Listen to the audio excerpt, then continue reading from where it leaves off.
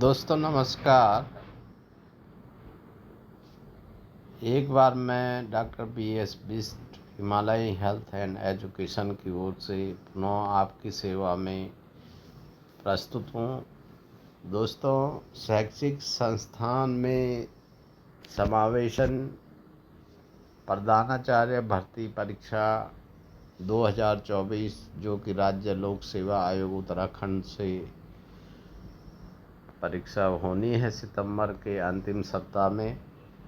उसके लिए mental illness पर एक वीडियो लेकर आया हूँ और जो शैक्षिक संस्थान में समावेशन है उसमें एक टॉपिक है मानसिक स्वास्थ्य, और मानसिक स्वास्थ्य से संबंधित मेंटल जो इलनेस है, जो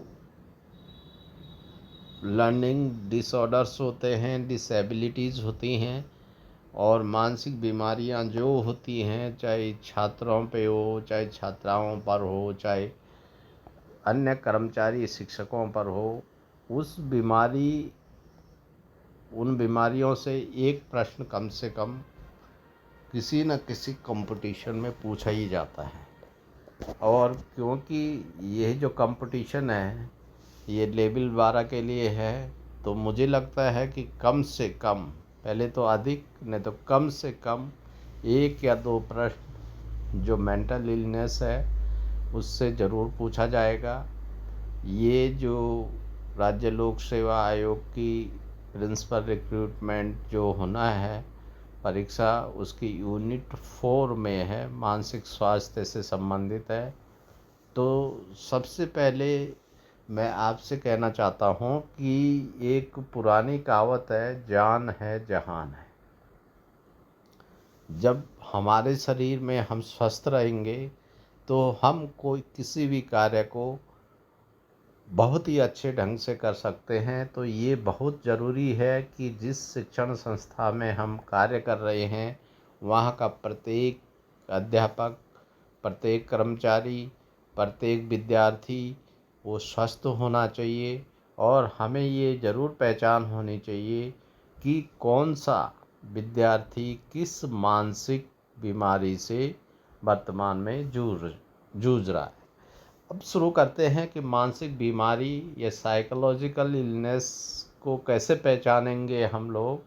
तो मानसिक बीमारी को कैसे पहचानेंगे, सबसे पहले क्या है कि जो भी कर्मचारी या छात्र छात्रा, जो भी अध्यापक है, तो यह हम विद्यार्थियों की बात करेंगे कि विद्यार्थियों के संदर्भ में ही ये वीडियो प्रस्तुत की जा रही है, लेकिन ये किसी के साथ भी हो सकता है।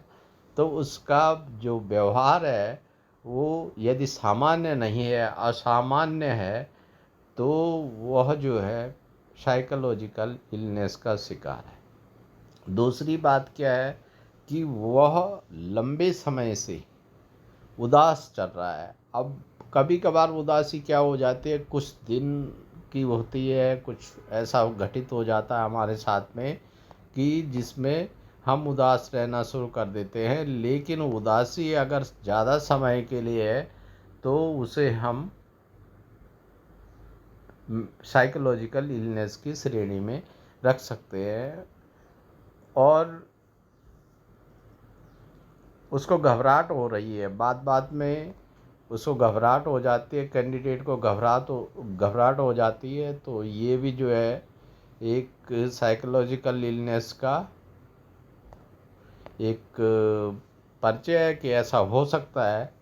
और एक सर्वे के अनुसार भारत में 10 में से 1 व्यक्ति जो है वो डिप्रेशन का शिकार है। तो डिप्रेशन भी अभी इसमें मेंटल इलनेस में आएगा।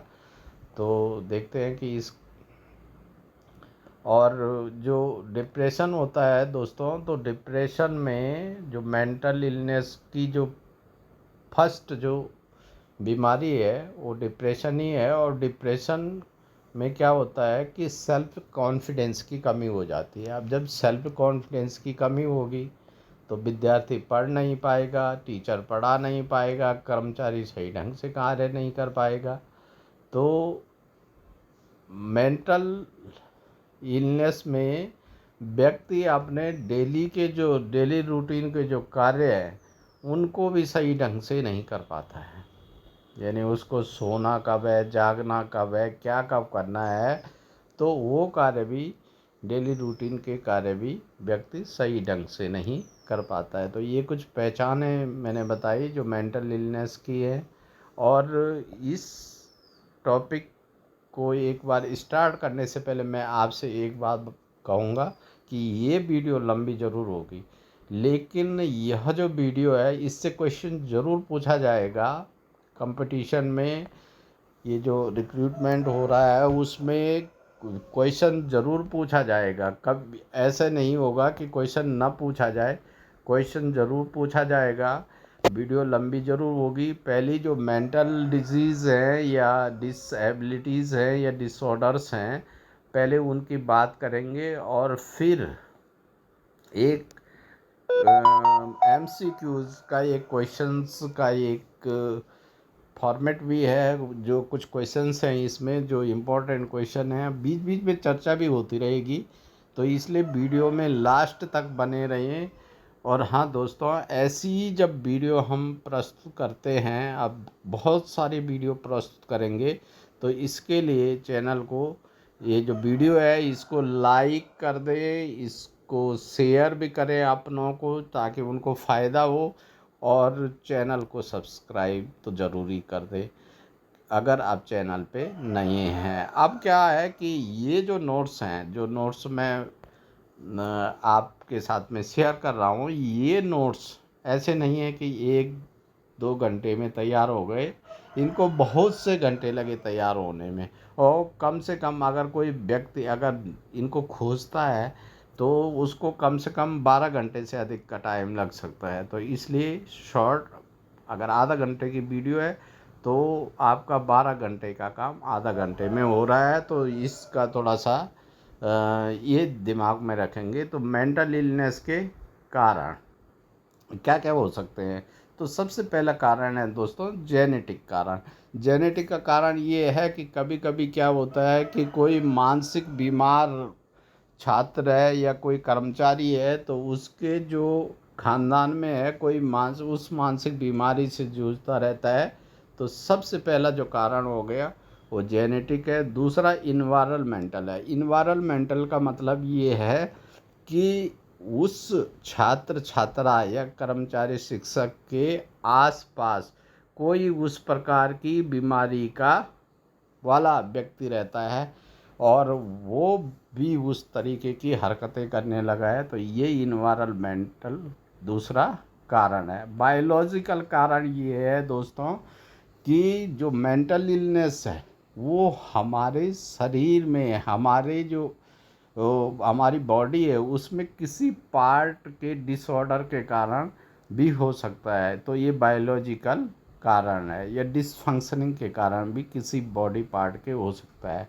और डेली हैबिट्स, अब डेली हैबिट्स तो ये एक ऐसा कारण है कि जो हमारी जो दैनिक दिनचर्या है वो हमारे जीवन को कहीं ना कहीं प्रभावित तो करती ही करती है।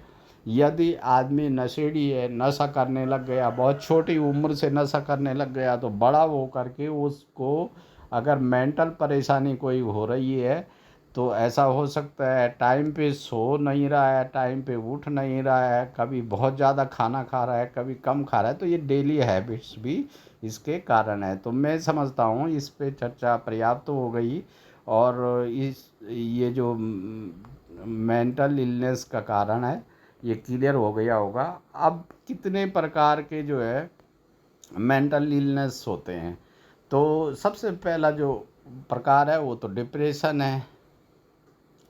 एंजाइटी डिसऑर्डर दूसरा है। बाइपोलर डिसऑर्डर है।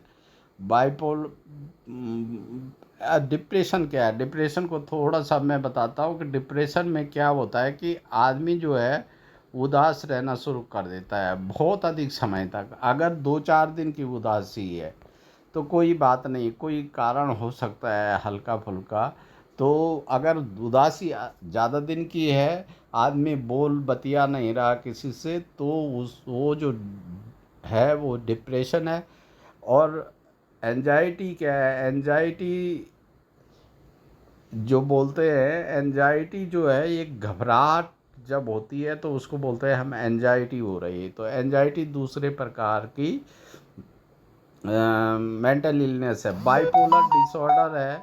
और इसमें जो है मूड स्विंग बोलते हैं ना, कि मूड स्विंग कर रहा है। मूड जो है कभी तो बहुत अच्छा, वो बहुत खुश रहता है, और कभी बहुत दुखी रहता है। ये तो बाइपोलर डिसऑर्डर में आता है। और साइकोटिक डिसऑर्डर है, तो साइकोटिक डिसऑर्डर उसको बोलते हैं, हम बोलते हैं भी ये साइको है, ये डिसऑर्डर, इसकी सोच अलग है। वो अच्छे या बुरे में फ़र्क नहीं समझता है, तो उसको साइकोटिक डिसऑर्डर है। तो जो ये बीमारियां हैं, इनको एक एक करके थोड़ा देख लेते हैं। तो डिप्रेशन, जैसे मैंने बताया कि डिप्रेशन में क्या होता है कि मन उदास रहता है, और काम में मन नहीं लगता, भूख कम लगती है, मन में नेगेटिव विचार आते हैं, नींद बीच बीच में टूट जाती है, नहीं आती है, और काम एवं पढ़ाई में मन नहीं लगता है। ये डिप्रेशन के कुछ सिम्टम्स हैं। व्यक्ति लंबे समय तक जो है 15 दिन से अधिक समय तक उदास रह रहा है, तो समझना चाहिए कि आदमी में डिप्रेशन हो सकता है। और कभी कभी जो डिप्रेशन, और कभी कभी अगर आदमी उदास रह रहा है किसी घटना से, तो हो सकता है कि 2 4 5 दिन के लिए अगर उदास रह रहा है, तो हो सकता है वो डिप्रेशन की श्रेणी में नहीं आता हो। और अब बात करते हैं थोड़ा दूसरा जो टाइप है, वो एंजाइटी है। एंजाइटी को हम जो है घबराहट कहते हैं। तो व्यक्ति अपने कार्य, शिक्षा, दैनिक कार्यों से घबराता है, उसे डर लगता है।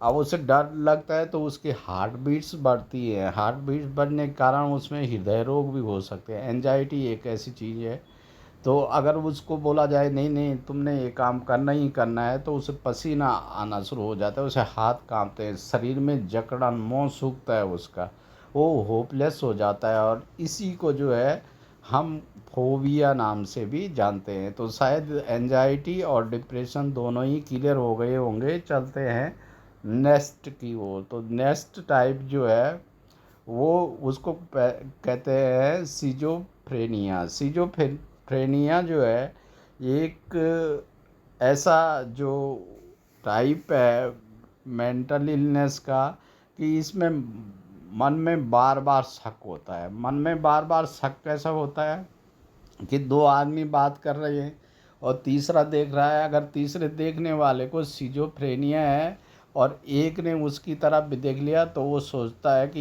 ये चुपके से मेरी चुगली कर रहे हैं और मेरे बारे में बात कर रहे हैं, और मेरे बारे में घृणित बात कर रहे हैं, ऐसा उसके दिमाग में आता है। तो इसे सिजोफ्रेनिया कहते हैं। इसके कुछ और लक्षण भी होते हैं कि जो है व्यक्ति ये देखता है कि ये मेरे ही बारे में बात कर रहे हैं, शक की दृष्टि से देखता है। सबसे बड़ी चीज़ क्या होती है सिजोफ्रेनिया में, कि ये जो है व्यक्ति का दूसरे पे शक जाता है। अब जैसे मान लो उसकी पत्नी ऑफिस में चली गई, तो वो क्या सोचेगा कि ये जो मेरी पत्नी है, उसको अगर वो बात भी करेगी किसी साथ में, तो उसको ऐसा शक होगा कि मेरी पत्नी मेरे को छोड़ने वाली है, अब इसके साथ जाने वाली है। तो ये शक इसमें सिजोफ्रेनिया में होता है। तो दोस्तों एक और जो बीमारी है उसको कहते हैं हेलुसिनेशन। हेलुसिनेशन में व्यक्ति के, ये थोड़ा दूसरे किस्म की बीमारी है। हेलुसिनेशन जो है ये दूसरे प्रकार का डिसऑर्डर है, दूसरे प्रकार की इलनेस है, मेंटल इलनेस है ये भी। और इसमें व्यक्ति जो है जब रहता है तो उसके कान में आवाज़ें आती हैं, और वो सोचता है कि कोई मेरे बारे में कुछ बोल रहा है। जैसे मैं अपने घर में बैठा हुआ हूँ, तो मेरे कान में आवाज़ आएगी कि कोई मेरे बारे में पड़ोसी बोल रहा है। ऑफिस में बैठा हूँ कि तो बगल की केबिन वाला कुछ बोल रहा है। तो इसे कहते हैं हेलुसिनेशन। और इसमें क्या होता है, आदमी अपने आप कभी कभी बड़बड़ाना शुरू कर जाता है, चिड़चिड़ा होता है, कभी कभी अधिक बोलता है, कभी बोलता ही नहीं है। तो ये जो है साइकोटिक डिसऑर्डर है। और जो सिजोफ्रेनिया है, ये भी एक बाइपोलर डिसऑर्डर है। बाइपोलर डिसऑर्डर आप जानते हैं कि आदमी कभी अति खुश रहता है, कभी अति दुखी हो जाता है। तो ये जो हेलुसिनेशन है और सिजोफ्रेनिया है, ये जो है फिजिकल डिसऑर्डर हैं ये दोनों। तो चलते हैं, शायद इतना समझ गए होंगे आप भी। तो ये अगली स्लाइड की ओर चलते हैं। अब जो है, जो डिसऑर्डर्स है, जो नेक्स्ट प्रकार का डिसऑर्डर है उसको ईटिंग डिसऑर्डर कहते हैं।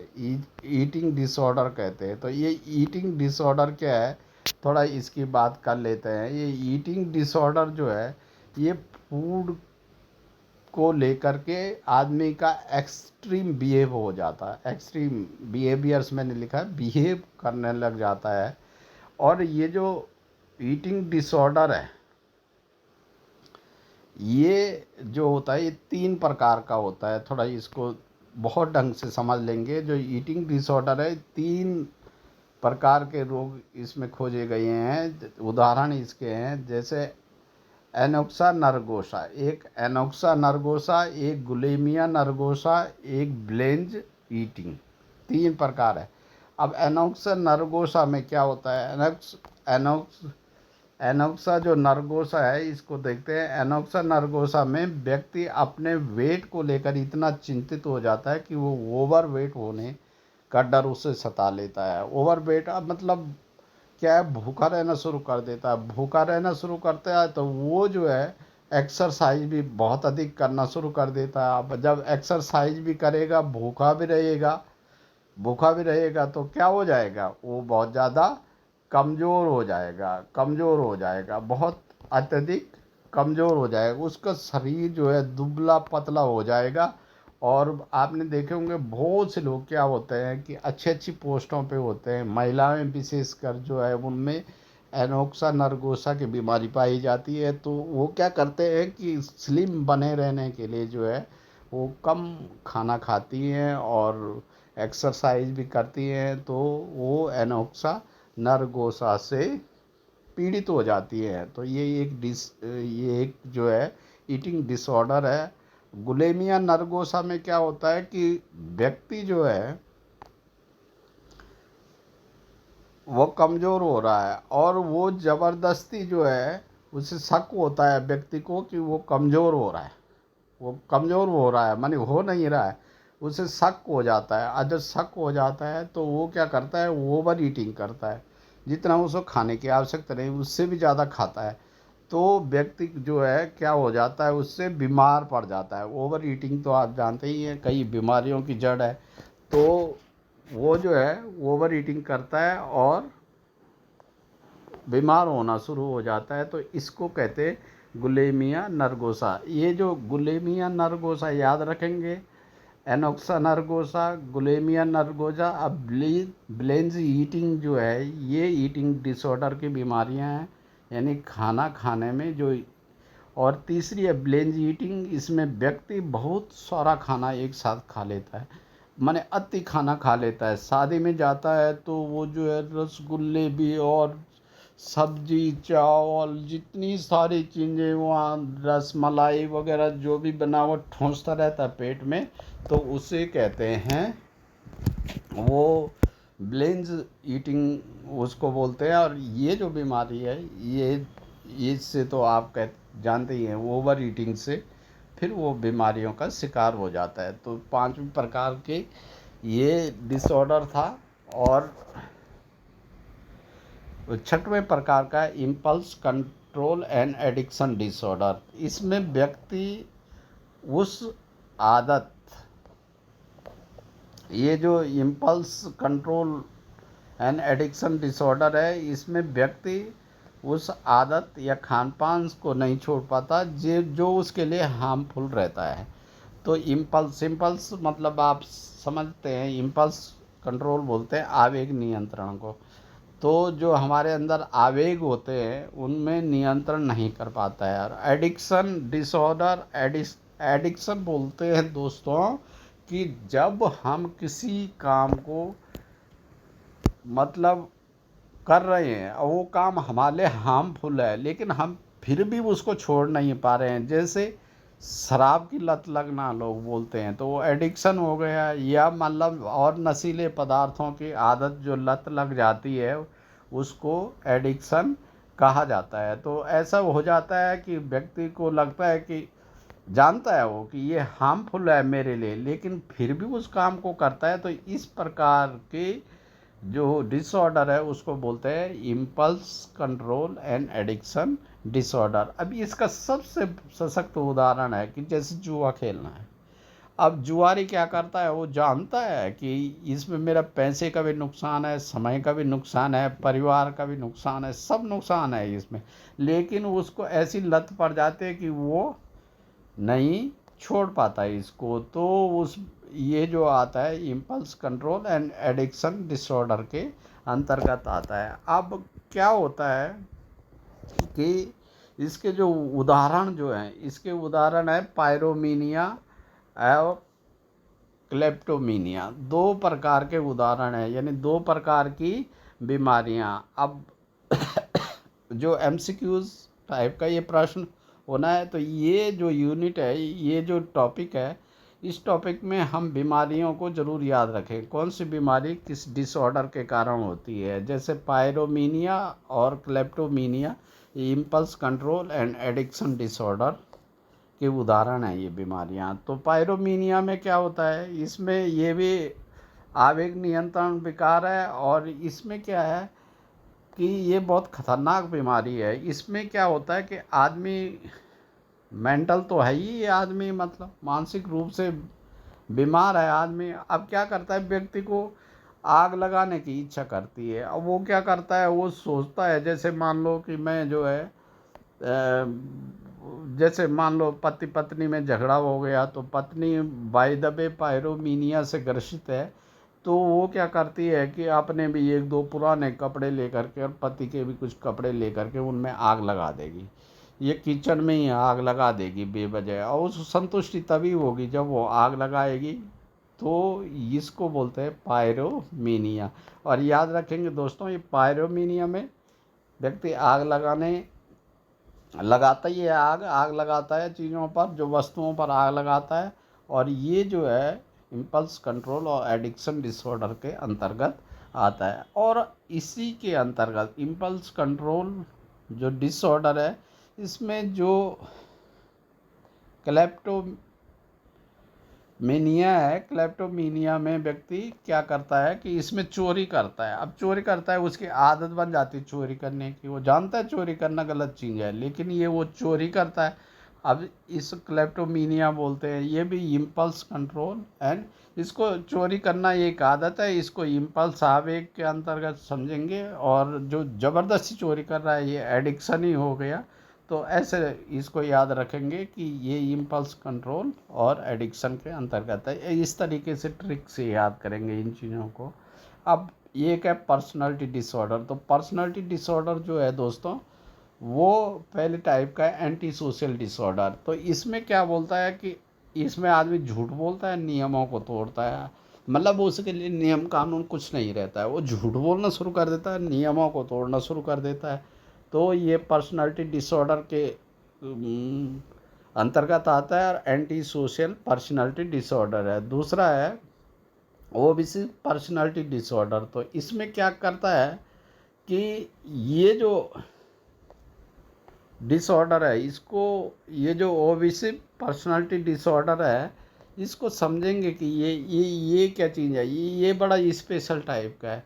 इसमें क्या होता है कि आदमी जो है अपने सिस्टम से चलता है। वो सोचता है कि जिस सिस्टम से मैं चल रहा हूँ वही सिस्टम सर्वश्रेष्ठ है, और वो दूसरों पर भी दबाव डालता है कि आप भी इस सिस्टम पे चलो। तो ये जो पर्सनालिटी डिसऑर्डर का जो दूसरा जो भाग है, दूसरा टाइप है, वो ये है ऑब्सेसिव पर्सनालिटी डिसऑर्डर। तीसरा है पैरानॉइड पर्सनालिटी डिसऑर्डर। ये जो पैरानॉइड पर्सनालिटी डिसऑर्डर है, इसमें क्या होता है कि इसमें व्यक्ति किसी पर भी विश्वास नहीं करता है। बस ये इसकी पहचान है कि जो पैरानॉइड पर्सनालिटी डिसऑर्डर है उसे केवल अपने पे विश्वास है और उसको किसी पर भी विश्वास नहीं है। तो ये कुछ बातें मैंने आपको बताई जो है डिसऑर्डर से संबंधित।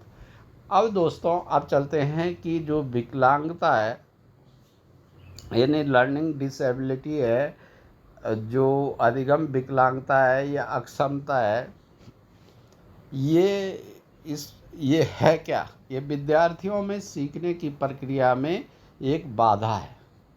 विद्यार्थियों में सीखने की प्रक्रिया में जो बाधा होती है, चाहे वो शारीरिक हो, चाहे मानसिक हो, चाहे वो समय के साथ में हो, तो उसको अधिगम विकलांगता कहते हैं, यानी ये लर्निंग डिसेबिलिटी उसको कहते हैं। तो लर्निंग डिसेबिलिटी, खैर इसको तो सभी जानते हैं, सभी विद्वान लोग हैं और सभी जो है अनुभवी हैं। और दोस्तों ये 4 प्रकार की होती है, एक दीर्घकालिक, एक शारीरिक, एक मानसिक और चौथी होती है बौद्धिक या संवेदी विकलांगता होती है। तो 4 प्रकार की होती है। तो कभी कभार इस पे भी एमसीक्यू बनता है। तो एमसीक्यू अगर बनता है कि निम्न में से कौन सी शिक्षण विकलांगता नहीं है, तो शिक्षण विकलांगताएं याद रखेंगे 4 हैं। 4 शिक्षण विकलांगताएं हैं, एक दीर्घकालिक है, एक शारीरिक है, मानसिक है, बौद्धिक और संवेदी है। 4 प्रकार की विकलांगताएं हैं, ये याद रखेंगे। अच्छा, अब इस पे चर्चा थोड़ा कर दें कि विकलांगता का न्यूनतम प्रतिशत क्या है। विकलांगता का न्यूनतम प्रतिशत का मतलब ये है कि विकलांग व्यक्ति किसको बोलेंगे, किसको विकलांग व्यक्ति बोलेंगे। तो यहाँ पे मैंने एक आंकड़ा निकाला है, तो वो जो है मानसिक रूप से विकलांग उसे बोलेंगे कि जो है 35% कम से कम मानसिक रूप से कमज़ोर होगा, उसको बोलेंगे 35%। अगर कमज़ोर है माइंड से तो उसको मानसिक विकलांग की श्रेणी में रखेंगे।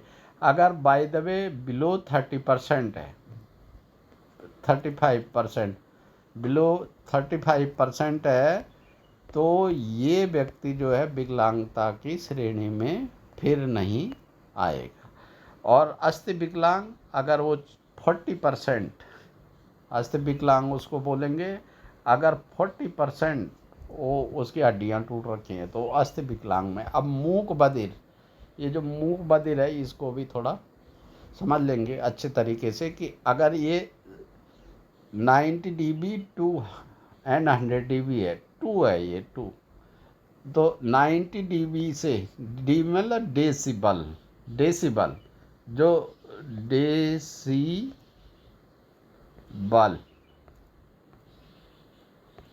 ये साउंड मेजर करने की ये यूनिट है डेसिबल।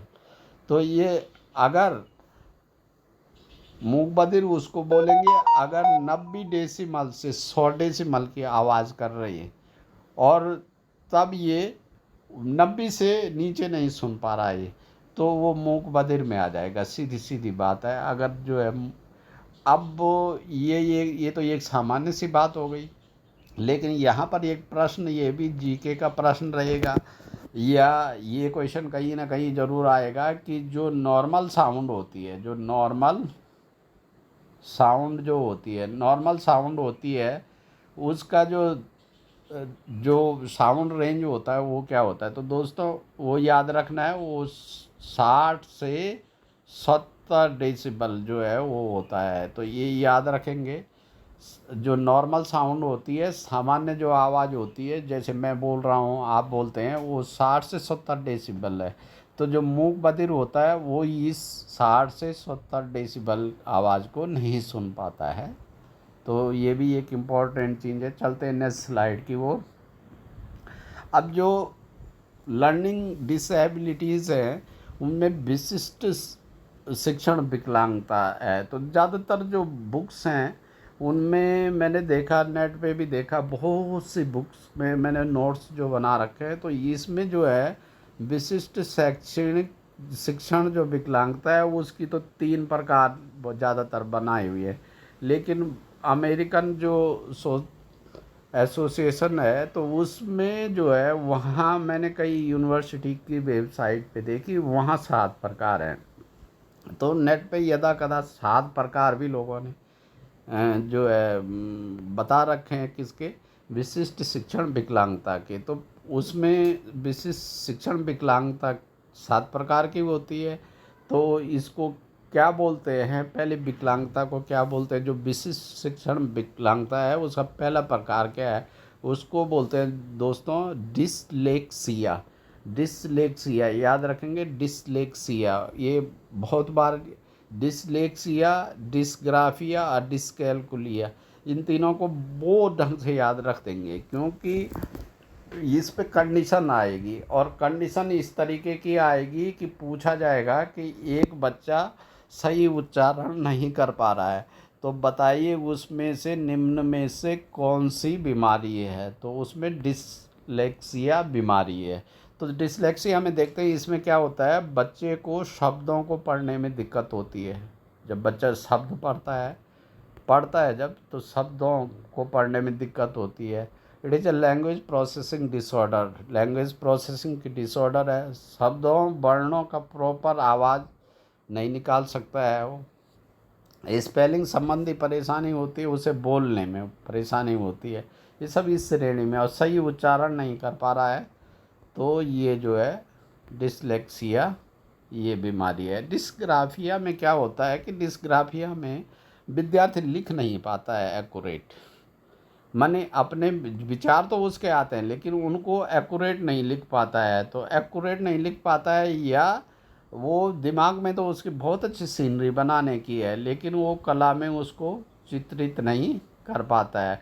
उसकी बहुत गंदी हैंड राइटिंग होती है, वो चाह कर भी विद्यार्थी उसको सही नहीं कर पाता है, बहुत गंदी राइटिंग उसकी होती है। तो इस प्रकार का जो विद्यार्थी होता है वो डिस्ग्राफिया से पीड़ित होता है। ये एक डिसऑर्डर है, जो विशिष्ट जो शिक्षण जो डिसऑर्डर है वो इस दूसरी श्रेणी ये है उसकी, डिस्ग्राफिया। अच्छा, इसमें एक एमसीक्यू आ सकता है कि कोई छात्र चाह कर भी एक अच्छी कला का निर्माण नहीं कर पा रहा है, तो उसमें कौन सी कमी है। तो अगर अच्छा चित्र नहीं बना पा रहा, अच्छा ग्राफ नहीं बना पा रहा, अच्छा जो पेंटिंग नहीं बना पा रहा, तो डिस्ग्राफिया है।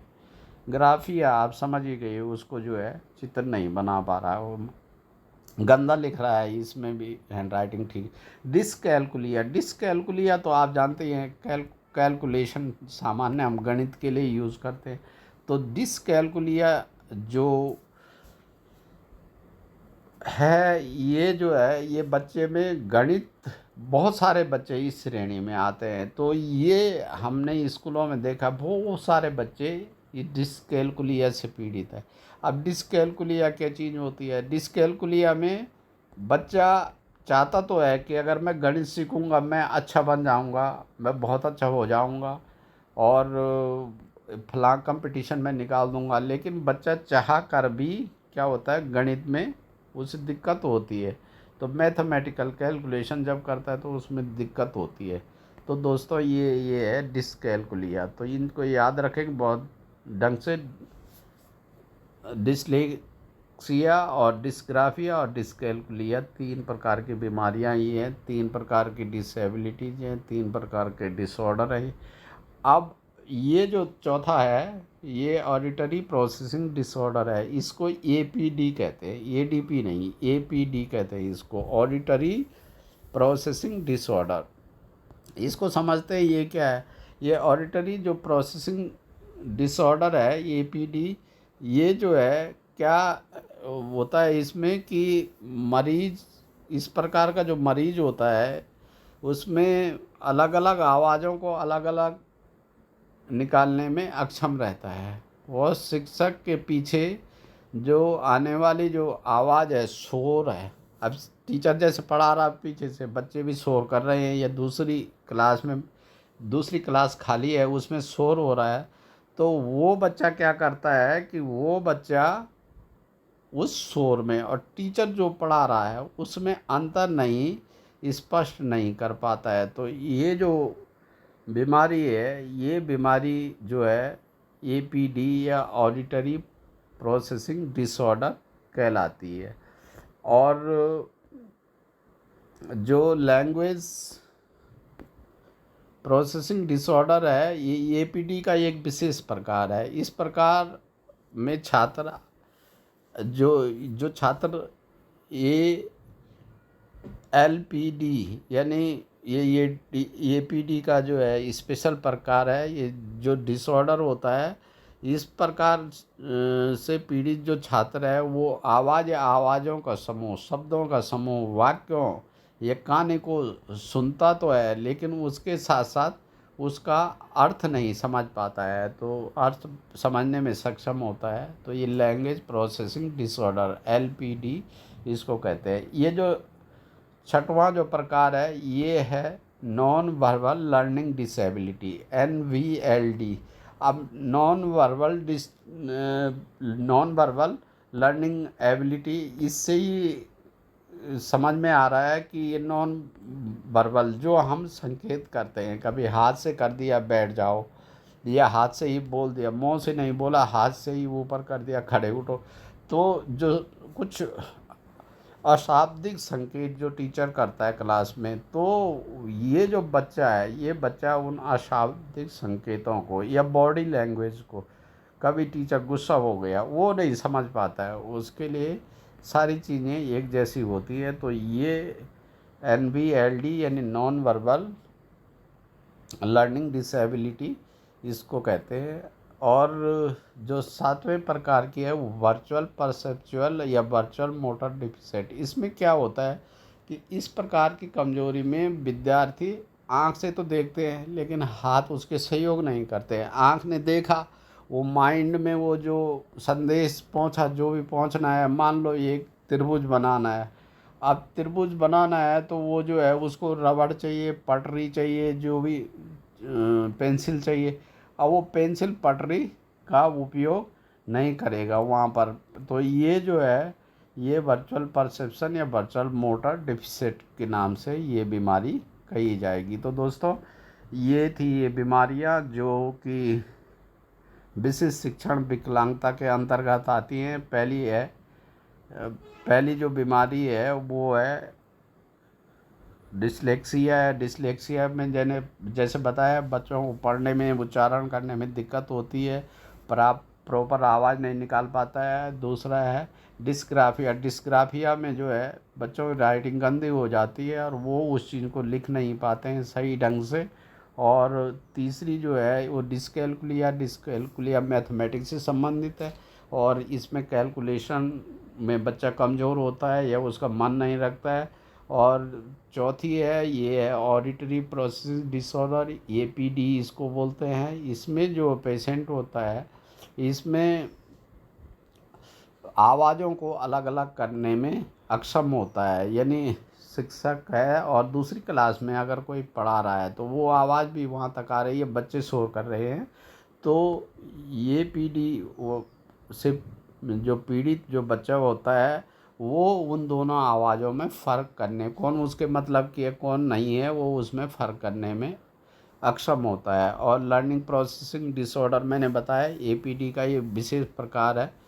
तो ये जो वाक्य हैं या कहानी है या शब्द है उनका पढ़ने के साथ साथ उसका अर्थ नहीं समझ पाता है। नॉन वर्बल लर्निंग डिसेबिलिटी है। इसमें क्या होता है कि जो बॉडी लैंग्वेज है या सांकेतिक भाषा में जो बोला जाता है, उसको संचार के लिए जो बोला जाता है सांकेतिक भाषा में, उसको समझने में जो विद्यार्थी अक्षम होता है। अब वर्चुअल परसेप्चुअल या वर्चुअल मोटर डिफिसिट, इसमें कुछ सहायक सामग्री जैसे होती है तो उसका उपयोग करने में अक्षम होता है विद्यार्थी, करता नहीं है, मतलब ये कहने का मतलब है। तो ये थी हमारी ये वाली स्लाइड। अब जो चौथी यूनिट शैक्षिक संस्थान में समावेशन मैंने बताया, तो इसमें क्या है कि इसमें मानसिक स्वास्थ्य का जो टॉपिक है वही चल रहा है।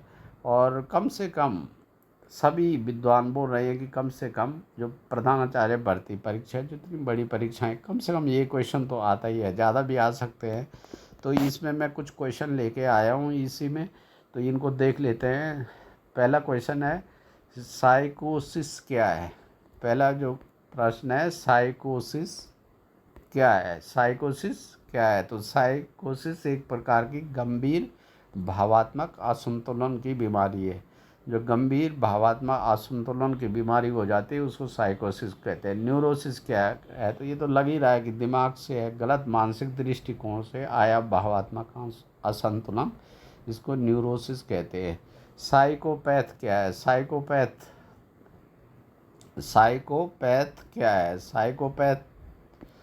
साइकोपैथ है, ये है, ये एक अपराध प्रवृत्ति है। साइकोपैथ बोलते हैं एक अपराध, एक प्रकार की अपराध प्रवृत्ति। मनोरोग सामान्यतया कब उभर के आते हैं? तो मनोरोग सामान्यतया ऐसा देखा गया है, जो सर्वे बताते हैं कि सामान्यतया मनोरोग जब 20 वर्ष का हो जाता है विद्यार्थी, तो उसके बाद उभर के आते हैं। एक गंभीर बीमारी है जो हमारे शिक्षा जगत में जो पाई भी जाती है, कि उसी पे चर्चा करते, थोड़ा उस पे मैं थोड़ा डिटेल में लेकर के आया हूँ।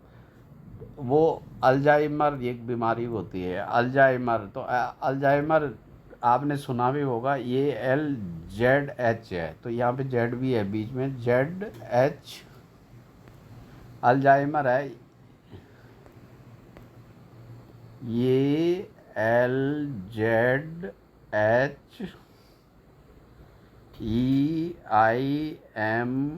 EIMERS, ये अल्जाइमर जो बीमारी है, जो अल्जाइमर जो बीमारी है वो ये है।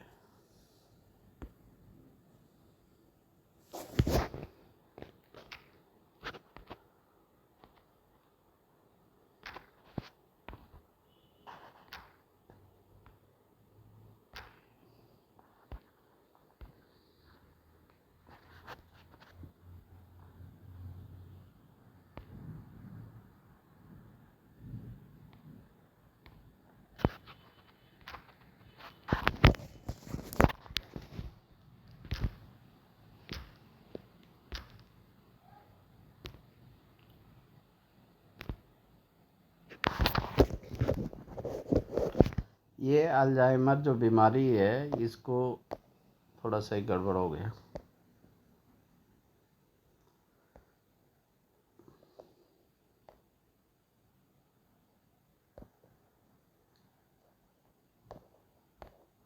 ये है, ये LZHEIMER, ये अल्जाइमर जो बीमारी है, ये बीमारी भूलने का रोग है, भूलने की बीमारी है। तो ये सामान्यतया क्या होता है कि 60 साल से ऊपर हो जाता, जो लोग होते हैं वो भूलना शुरू कर देते हैं। तो उस लेकिन आजकल क्या हो गया दोस्तों, आजकल जो है, जो कम उम्र के बच्चे हैं, या 20 साल तक के या 17-18 साल तक के जो बच्चे हैं, जो नशा करते हैं या जिनमें किसी प्रकार की लत होती है, वो जो क्या करते हैं, वो भी भूलना शुरू कर देते हैं। तो ये क्या होता है कि इस प्रकार की बीमारी में दिमाग का जो साइज होता है वो छोटा हो जाता है। दिमाग का जो साइज होता है वो छोटा शुरू हो जाता है, और दिमाग की नसें जो है इसमें सिकुड़ जाती हैं, दिमाग की नसों में प्रोटीन जमता है। तो ये इम्पोर्टेंट फैक्ट है कि अल्जाइमर में क्या होता है कि भूलने का रोग है, दिमाग का जो है बीमारी है, और इसमें क्या होता है कि दिमाग का साइज छोटा हो जाता है, और दिमाग की नसें सिकुड़ती हैं, इसमें दिमाग की नसों में प्रोटीन जम जाता है। तो इतनी सारी जानकारी इसमें है, इतने सारा याद रखने के लिए। इसका कारण क्या होता है कि पूरी नींद ना लेना, अत्यधिक चिंता करना, विटामिन बी कॉम्प्लेक्स और विटामिन डी की कमी, ये ज़रूर याद रखेंगे, क्योंकि ये क्वेश्चन अब पूछा जा सकता है कि विटामिन डी की कमी से अल्जाइमर रोग किस विटामिन की कमी से होता है? तो विटामिन बी कॉम्प्लेक्स और विटामिन डी की कमी से। जीवन शैली का अव्यवस्थित होना, शराब या सिगरेट का अत्यधिक सेवन करना, ये अल्जाइमर रोग के कुछ कारण है। और समय से खाना ना खाना जेनेटिक भी है। अगर अकेलापन है, आप प्रॉपर डाइट न लेना, DIET,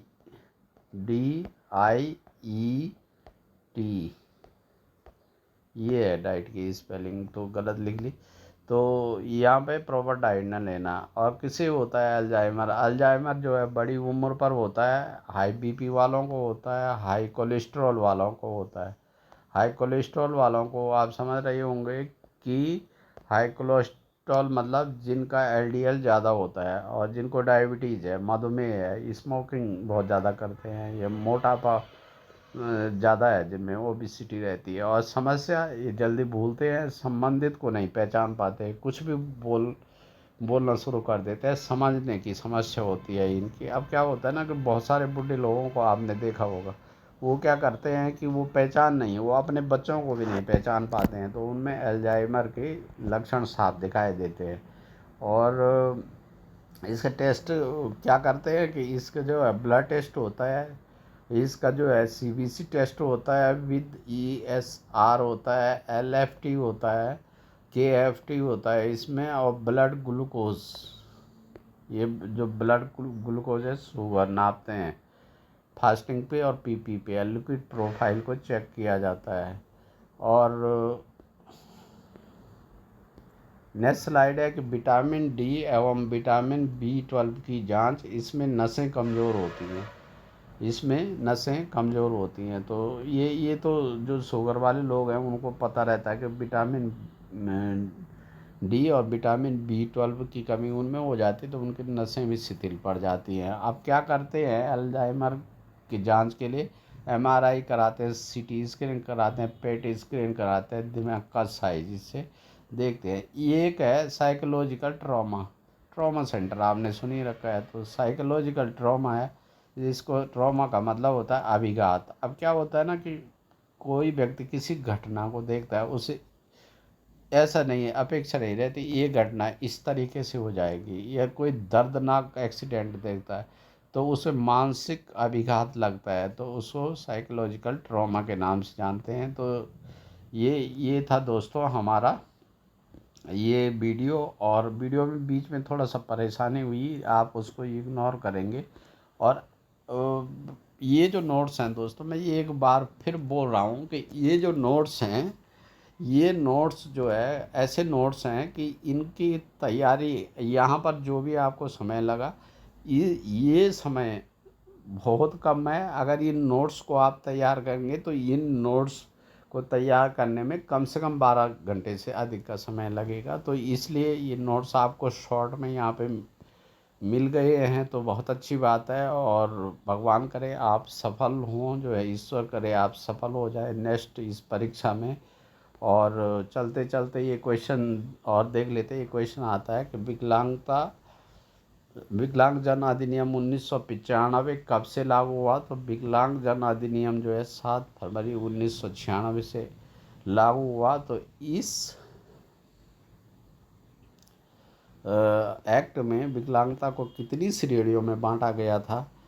तो इस अधिनियम में विकलांगता को 7 श्रेणियों में बांटा गया था। चलते चलते ये क्वेश्चन आप कमेंट बॉक्स में ज़रूर उसका उत्तर लिखें कि जो विकलांगजन अधिनियम 1995 था उसमें सुधार कब हुआ, और उसमें विकलांगता को 21 श्रेणियों में बांटा गया था, 21 श्रेणियाँ रखी गई थी विकलांगता की। तो इसी जानकारी के साथ में, और आपका बहुत बहुत धन्यवाद कि आपने ये वीडियो देखी। और मैं ये ज़रूर चाहूँगा कि आप चैनल पे नए हैं तो मैं ऐसी वीडियो बनाता रहूँगा, बिल्कुल कठिन कठिन वीडियो, जो मटेरियल कहीं मिल नहीं रहा है तो उनकी वीडियो पहले बनाएंगे। तो आप चैनल को नए हैं चैनल पे तो प्लीज़ इस चैनल को सब्सक्राइब कर दीजिए, और जो है लाइक कर दीजिए वीडियो को, और शेयर कीजिए। बहुत बहुत धन्यवाद आपने ये वीडियो देखी।